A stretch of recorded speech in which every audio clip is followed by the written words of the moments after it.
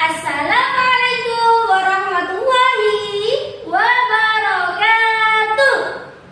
Bagaimana kabarnya hari ini teman-teman? Alhamdulillah, luar biasa. Allahu Akbar. Yes, yes, yes. Kejar. Setiap pagi Kak Husnul bangun pagi-pagi, terus melakukan aktivitas bagaimana mestinya seorang muslim, biar tubuh itu semakin sehat. Terus jiwa yang didapatkan Kak Husnul itu semakin tenang. Akhirnya yang terbawa setiap hari adalah senyum. Ada yang tahu kegiatan apa di pagi hari itu? Kegiatan apa? Ayo, ada yang tahu? Jalan, jogging? Boleh. Tapi yang lebih tepatnya yaitu sholat subuh. Ya, betul sekali. Pagi hari kita melakukan aktivitas dengan mendekatkan diri kepada Allah dengan cara sholat. Ya, sholat subuh. Terus apa lagi? Sholat zuhur, sholat asar, sholat maghrib, sholat isya. Iya, good job. Itu untuk apa sih? Ada yang tahu? Yes, itu adalah kewajiban kita sebagai seorang muslim. Oke, betul. Setiap hari semuanya sudah sholat 5 waktu? Hah? Enggak. Kenapa? Apa yang menyebabkan kamu malas? Capek. Ya, ini kita ambil judul untuk berkisah hari ini yaitu sholat itu capek. Tapi ada yang belum kamu tahu, ya kan? Yuk, duduk dirapikan. Silakan tangannya dan mari kita nikmati kisah hari ini. Oke teman-teman, kisah dari anak kecil yang cantik, hobinya bermain boneka, sayang sekali sama ibunya. Dialah Putri. Sore hari, si Putri masih bermain dengan bonekanya, dengan permainan-permainan lainnya di ruang tengah. Allahu Akbar, Allahu Akbar. Kumandang azan maghrib sudah terdengar. Ibu mengambil sajadah dan menggelar sajadahnya persiapan untuk sholat maghrib. Akan tetapi si Putri masih asik dengan bonekanya. Ibu memanggil, "Mbak Putri, sholat yuk." Ketika Putri mendengarkan panggilan ibunya, ekspresi dari Putri adalah memeluk lutut sambil berkata, "Ibu, capek, aku gak mau sholat." Ibunya tersenyum. "Sini sayang, sini dulu." Putri mendekat ke ibunya, duduk di pangkuannya, dan ibunya mengelus punggungnya dengan lembut. "Capek ya nak sholat?" "Iya, capek. Tapi tadi bermain gimana? Senang?" "Iya, senang." Ketika ibu mendengarkan rintihan dari si Putri, ibu tersenyum sambil tangannya meraih mushaf kecil. untuk dibacakan. Apa sih tujuan dari sholat itu? Apa makna sholat itu yang mudah difahami dan mudah dikenalkan kepada si putri? Ibu membuka mushaf kecilnya dan membacakan surat An-Nisa ayat 103. A'udzu billahi minasy syaithanir rajim. Bismillahirrahmanirrahim. Innas sholata kanat 'alal mu'minina kitaban mauquta, yang artinya sesungguhnya sholat itu adalah kewajiban yang ditentukan waktunya atas orang-orang yang beriman.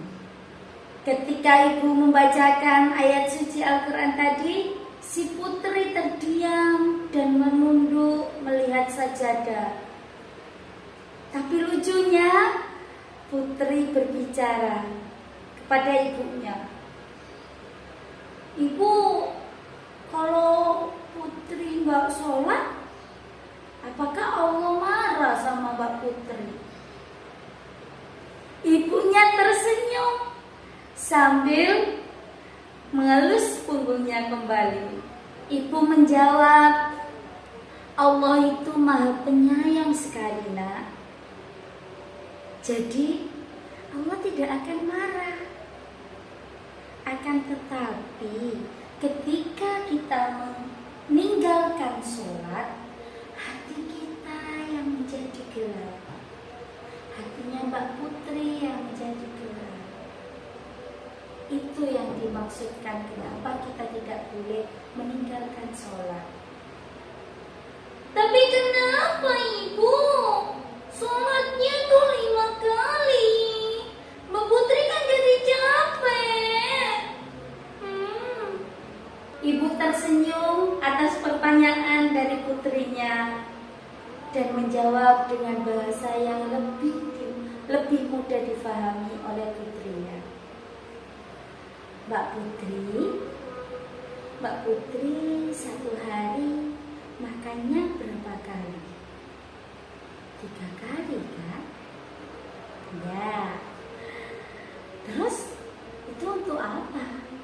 Makan 3 kali dalam satu hari, supaya tubuh kita menjadi sehat. Pintar saya. Nah, sholat itu kenapa 5 kali dalam satu hari? Itu bertujuan supaya kita juga lebih sehat dan semakin disayang sama Allah. Ending yang kita dapatkan Mbak Putri, akhir yang kita dapatkan ya Mbak Putri, itu adalah hati kita semakin tenang. Itu sayang. Itu adalah tanda kita sayang sama Allah, nak. Sholat itu bukti bahwa kita sayang sama Allah, sayang sama yang menciptakan kita. Bukti nyatanya lagi, nak, Mbak Putri dikasih Allah sehat, dikasih rumah yang nyaman, boneka yang lucu-lucu. Senang gak Mbak Putri dengan semua itu? Nah, itu nak, kita sudah disenangkan sama Allah, ya kita harus lebih sayang lagi sama Allah dengan cara sholat. Nah, itu sholat tepat waktu, sholat 5 waktu, itu bukti bahwa kita sayang sama Allah. Ibu tadi bilang bahwa hati kita itu kalau sholat jadinya tenang. Jadi sholat itu untuk hati kita semakin tenang, gitu ya Bu ya? Betul sekali sayang. Sholat itu supaya kita mendapatkan ketenangan. Ketenangan itu ya Mbak Putri bermain, ya udah bermain, gak ada yang menggangguin. Itu tenang apa tidak? Iya. Itu salah satunya ketenangan, nak ya. Dari mana ketenangan itu kita dapatkan? Saat kita sujud tuh, nak. Sujud. Disitulah kita mendapatkan ketenangan yang tidak kita dapatkan dari lainnya.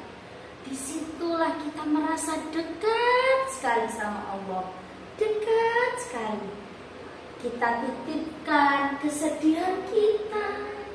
Kita titipkan capek kita sama Allah.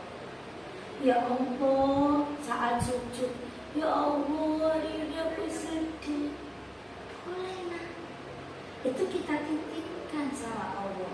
Biar Allah itu mengganti dengan kebahagiaan, dengan ketenangan. Gitu sayang. Mbak Putri, nanti kalau sholat, sujudnya jangan jangan gitu.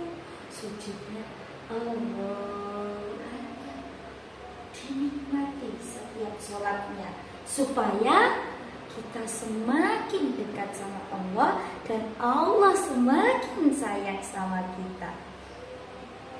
Setelah mendapatkan penjelasan sangat jelas dari ibunya, si putri memeluk bonekanya dengan bahagia dan berkata, kalau gitu Mbak Putri harus sholat nih, supaya Allah sayang sekali sama Mbak Putri, supaya Mbak Putri juga banyak kebahagiaannya. Masya Allah. Ayo sini, nak. Sekarang Mbak Putri ambil wudhu dan kita sholat berjamaah ya.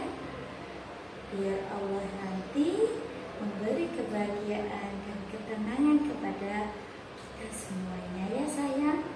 Ibunya merasa terharu karena respon dari putri sangatlah di luar dari perakirannya. Putri semakin semangat dan melaju untuk memulai sholat kembali. Pesan dari kisah cerita hari ini adalah kadang sholat itu capek sekali. Akan tetapi sholat adalah perintah Allah agar kita kuat dan mendapatkan ketenangan. Selalu dekat kepada Allah supaya apa yang kita jalani dalam kehidupan sehari-hari yang kita dapatkan adalah keberkahan dari apa yang kita lakukan. Ingat teman-teman, sujud itu adalah titik nol terendah kita, di mana kita tidak layak untuk menjadi seorang yang lebih tinggi dari Allah Subhanahu wa Ta'ala. Dari situlah kita mendapatkan ketenangan, dan dari situlah kita lebih dekat lagi sama Allah.